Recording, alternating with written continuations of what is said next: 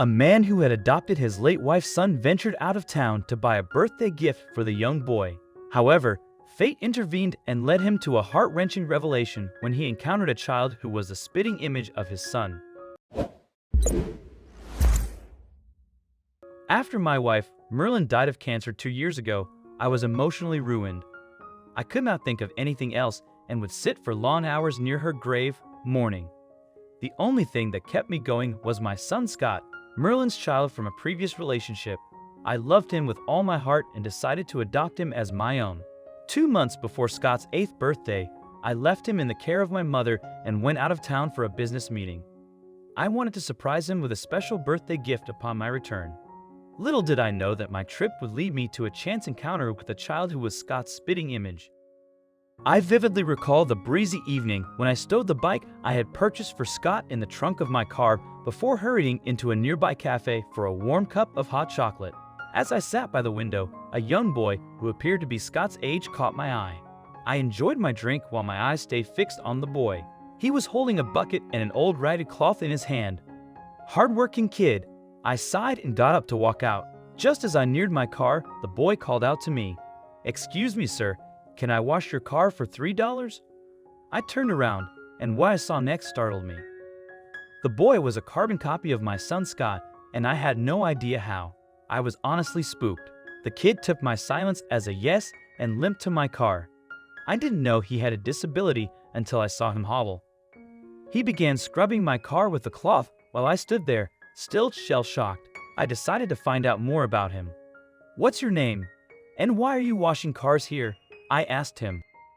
"My name is Eric, and I'm washing cars to help my mommy. She's sick at home." "I see. I'm Matthew, by the way. Nice to meet you, Eric. Where do you live?" I gave him $3 and offered him a ride to his home. But my real motive was to find out why he looked so much like Scott. He escorted me into his house and introduced me to his mother. He told me her name was Amanda. "Hi, Amanda. I'm from another town. I was just here too." I paused after noticing she was having difficulty getting up. "Are you all right? Should I help you?" Amanda was quite shocked. "I'm sorry, do I know you?" she asked me. I told her about how I met Eric just a while back outside the cafe. Apparently, she had no idea her son had been washing cars for some money. He told me he was going to be with his friends. "I'm sorry, but did he break something? Did he damage your car?"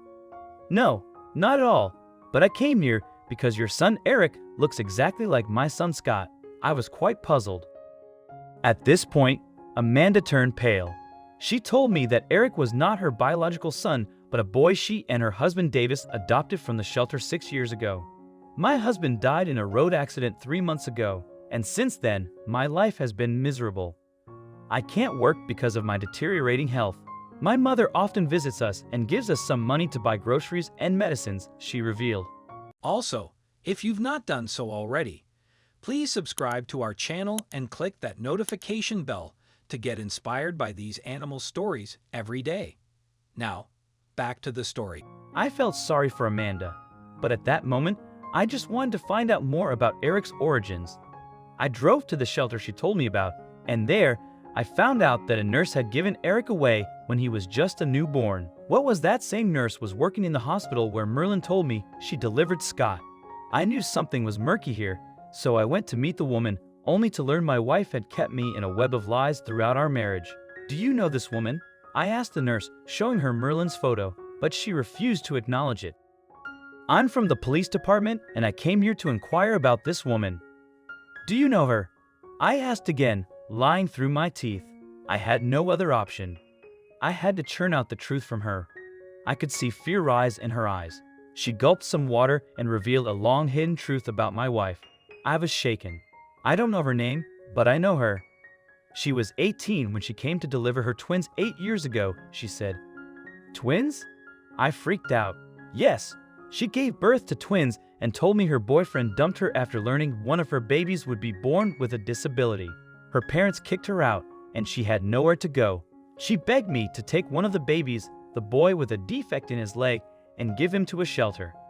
I refused initially, but she cried so much I couldn't turn her down. My heart sank as I heard the news. Without another word to the woman, I walked away, heartbroken beyond words. The woman I loved and trusted had kept a son from me for 8 years. Despite her mentioning a difficult period in her past relationship, she had never revealed the existence of twins. What hurt me most was her seeming lack of remorse for abandoning her disabled son. But now that I knew the truth, I couldn't simply abandon Eric. He deserved to be with his brother. So I arranged to meet Amanda again that evening and explained everything to her. While I couldn't immediately take Eric home with me, I often traveled to his town to check on him and ensure he was comfortable with my presence. During this time, I also paid for Amanda's treatment and helped her return to good health. She was grateful, and as time passed, I found myself growing fond of her. But what mattered most to me was how Scott would react when he discovered the brother he never knew existed. On Scott's 8th birthday, Amanda came to my house with Eric, who was also celebrating his 8th birthday. Everything went as I had planned. I introduced the boys, and they were shocked. "Dad, he looks like me."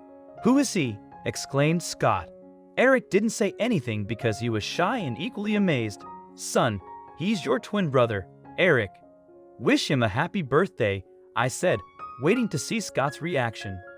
A few moments of silence prevailed, and my heart began to race. He was kept away because he was special. He was told he could reunite with you only on both your 8th birthdays. I lied to my son. Won't champs wish each other a happy birthday? The boys believed what I said and hugged each other. They cut their birthday cake together, and it made me cry. I can never forgive Merlin for abandoning Eric and concealing his identity from me. I'm glad I united the boys, who have brightened my life like never before. Children born with a disability can still live normal lives if perceived as normal. They are special, not different, and they deserve love, not abandonment. I'm glad I found Eric and united him with his brother.